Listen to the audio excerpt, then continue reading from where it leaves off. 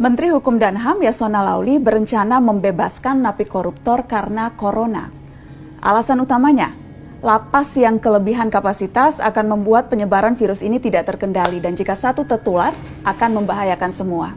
Menurut hitung-hitungan Yasona, minimal 30.000 napi akan bebas. Itu belum termasuk napi koruptor yang akan mendapatkan berkah pembebasan juga. Yasona bahkan akan merevisi PP untuk meloloskan 300-an napi koruptor yang usianya di atas 60 tahun dan telah menjalani 2/3 masa hukuman. Mari kita bedah. Oke, secara prinsip alasan ini bisa diterima, masuk akal, dan memang ini praktek yang juga sudah dilakukan di negara-negara lain dalam merespon pandemik ini. Ya, lapas kita kelebihan kapasitas luar biasa, tidak main-main, bahkan ada lapas yang over kapasitas sampai 700%. Secara umum, kapasitas lapas dan rutan di seluruh Indonesia itu sekitar 130.000 orang, sementara jumlah real penghuninya hampir 270.000 napi. Beberapa kali saya melihat langsung kondisi lapas kita, memang tidak manusiawi, orang bertumpuk seperti pindang, bahkan tidurnya pun harus bergantian. Assalamualaikum. Cobalah di sini ya. Ya, berapa orang ini Pak satu kamar Pak? 37 orang. Oh, Kamu ini berapa? Ada yang private ini.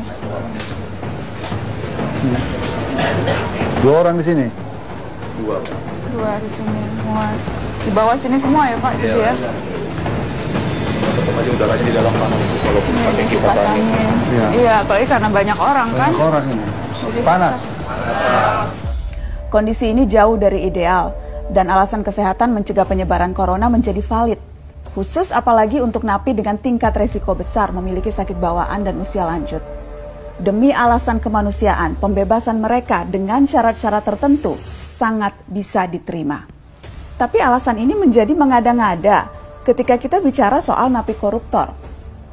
Sel bagi napi koruptor berbeda dengan tahanan lain. Di lapas Sukamiskin misalnya, satu napi satu kamar, lengkap dengan fasilitas pula. Alih-alih berdesakan dengan napi lain sehingga bisa tertular corona, para koruptor di Sukamiskin bahkan ada yang bisa mandi air panas dengan water heater di kamar mandi pribadi dan olahraga di dalam sel eksklusif mereka. Dan kondisi ini bukan hanya di lapas Sukamiskin. Sebutlah di lapas Tanjung Gusta, Sumatera Utara.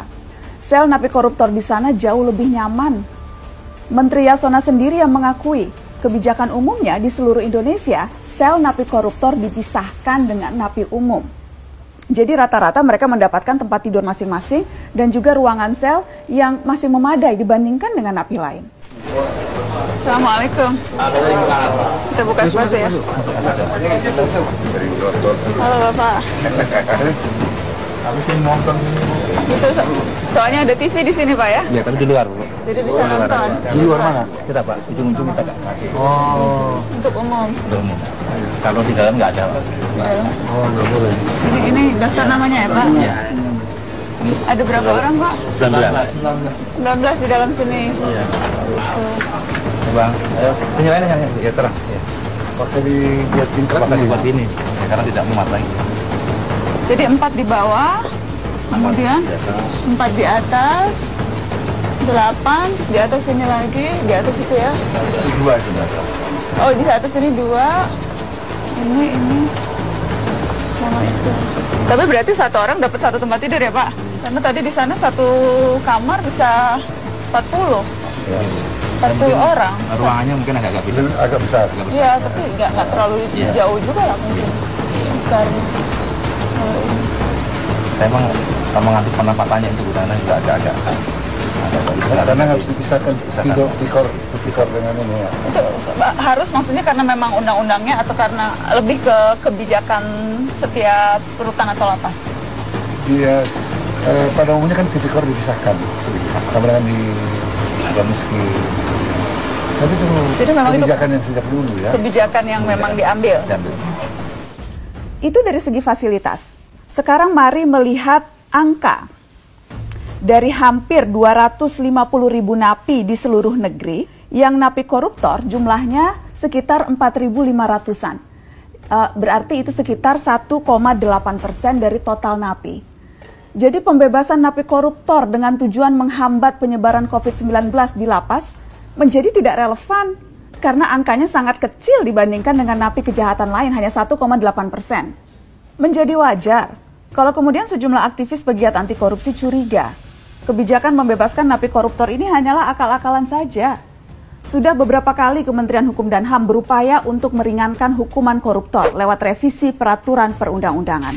Catatan ICW misalnya, selama 2015 hingga 2019, Menteri Yasona sudah 4 kali mengatakan mau merevisi PP 99 tahun 2012 tentang syarat dan hak napi di lapas. Jadi tidak heran kalau ada yang berpikir bahwa rencana pembebasan napi koruptor ini sekedar memanfaatkan isu COVID-19 untuk memuluskan keinginan lama, mempermudah remisi bagi koruptor. Jadi, Pak Menteri yang terhormat, supaya kita tidak curiga macam-macam, coba dibuka dulu ke publik. Narapidana kasus korupsi apa dan di mana yang menempati sel berdesak-desakan seperti napi umum pencuri ayam yang bahkan harus tidurnya bergantian. Oh ya sekalian, kalau memang mau cek lapas koruptor, titip cek lagi sel Papa Setia Novanto dan kawan-kawannya di Sukamiskin.